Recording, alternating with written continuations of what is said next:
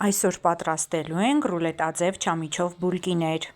Այս բաղադրատոմսը արտադրական բաղադրատոմս է։ Դեռևս Խորհրդային Միության տարիներին գործարանների արտադրամասերում այս բաղադրատոմսով են պատրաստել չամիչով բուլկիներ։ Նրանք շատ հաջող են ստացվում։ Եվ այսպես խմորը պատրաստելու համար 150 մլ գոլ կաթի վրա ավելացնենք 14 գրամ չոր խմորիչ և 2 ճաշի գդալ ալյուր, ընդ որում ալյուրը վերցնենք խմորի համար նախատեսված կշռված 500 գրամ ալյուրից։ Ծածկենք դնենք կողքի, որպեսզի խմորիչը ակտիվանա։ 2 ձվից 1 դեղնուցը պահենք երեսին քսելու համար, մնացածը լցնենք ամանի մեջ, ավելացնենք կես թեյի գդալ աղ, 1 թեյի գդալ վանիլին և 100 գրամ շաքարավազ, լավ հարենք, ավելացնենք 75 գրամ հալած կարագ։ Հենց խմորիչը հասունանա, խմորիչային զանգվածը ավելացնենք ձվային զանգվածի վրա, շարունակենք խառնել, որ համասեր զանգված ստացվի։ Շարունակենք խառնել, ավելացնենք ալյուրի մնացած մասը, ընդհանուր պահանջվող ալյուրը այս խմորի համար 500 գրամ է։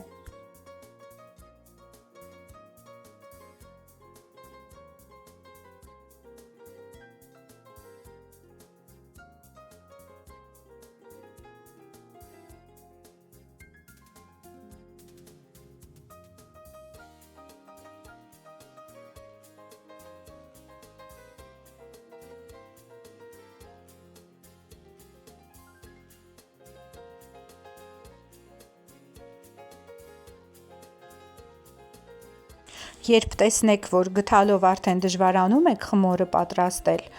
անցեք ձեռքով հունցելուն։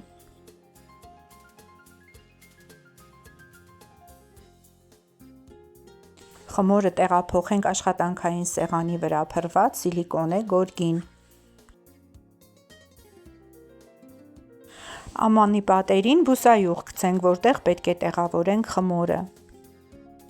Շարունակենք հունցել խմորը, մոտավորապես 8-ից 10 րոպե լավ հունցում ենք այն։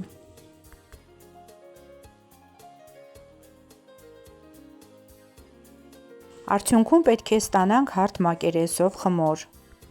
Խմորը տեղավորենք ամանի մեջ, ծածկենք սննդային թաղանթով, տաք տեղ դնենք, որպեսզի հասունանա։ Ինձ մոտ այդ ժամանակը տևեց 2,5 ժամ։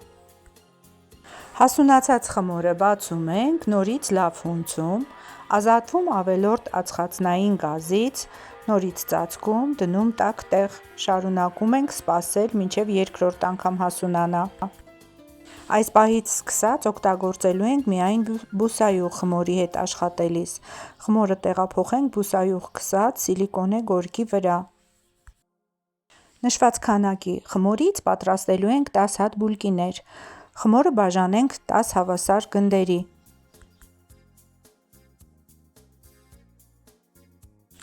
Պատրաստի գնդերը մոտավորապես 5-7 րոպե թողնենք հանգստանան, ապա շարունակենք աշխատել այս գնդերի հետ։ Մեր բուլկիների համար կպահանջվի 150 գրամ մաքրած, լվացած, չորացրած չամիչ։ Գունդը բացում ենք երկար ուղղանկյունաձև,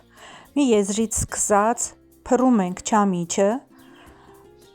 մոտավորապես 15 գրամ քաշով և ռուլետաձև փաթաթելով ամրացնում ենք վերջում եզրերը։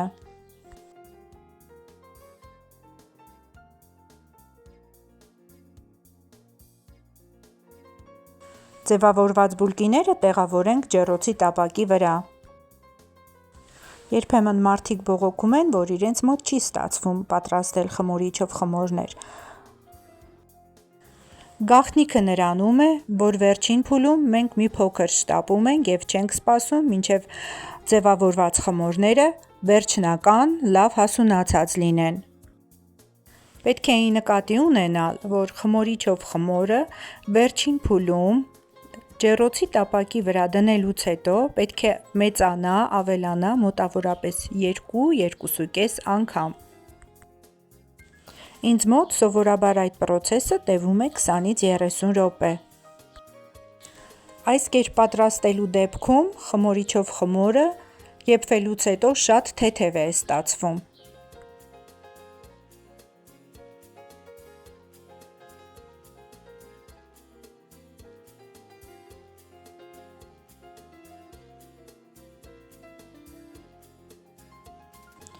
Ջեռոցի տապակի վրա դնելուց հետո բուլկիները կձևավորեմ, դրա համար խոհարարական մկրատով բուլկիների վրա երկու կողմից կտրվածքներ կտամ։ Մինչ բուլկիները կհասունանան, պատրաստեմ երեսին քսելու համար նախատեսված քսուկը։ Ի սկզբանե ասել էի, որ խմորի համար վերցրել եմ 2 ձու, որից մեկ դեղնուցը պահել եմ։ Այդ դեղնուցի վրա 1 ճաշի գդալ ջուր կամ կաթ կլցնեմ, լավ կխառնեմ և կքսեմ բուլկիների վրա։ Տեսեք, թե որքան է հասունացել իմ բուլկիները։ Անհրաժեշտ է ջեռոցը նախապատրաստել, տաքացնել մինչև 170 աստիճան Ցելսիուս և պատրաստի խմորեղենը դնել թխվելու։ Անմահական, փափուկ, համեղ, անուշ բույրով բուլկիներ են ստացվում։ Որպեսզի հասանելի լինեն ձեզ մեր բոլոր նորությունները, բաժանորդագրվեք մեր ալիքին։ Սիրով կհանդիպենք հաջորդ անգամ։